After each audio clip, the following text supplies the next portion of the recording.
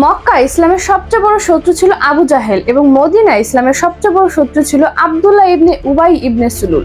এই দুজনের মধ্যে আব্দুল্লাহ বিন উবাই ছিল সবচেয়ে বেশি ভয়ানক, কারণ সে প্রকাশ্যে নিজেকে মুসলিম বলে দাবি করত, মসজিদে গিয়ে জামাতে সালাহ কায়েম করত, এমনকি জিহাদের ময়দানে অংশগ্রহণ করত। কিন্তু এর পাশাপাশি মোমেনাদের মধ্যে ভাঙন সৃষ্টি করাই ছিল তার একমাত্র উদ্দেশ্য।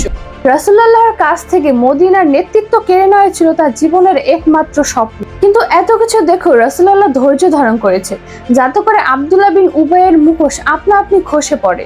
এই মুনাফিক সর্দার যখন মারা গেল, রাসূলুল্লাহ তার দাফন কার্যে অংশগ্রহণ করেন। তিনি যখন সেখানে পৌঁছান ততক্ষণে তাকে কবরে নামানো হয়ে গেছে। রাসূলুল্লাহর নির্দেশে তাকে কবর থেকে উঠানো হয়।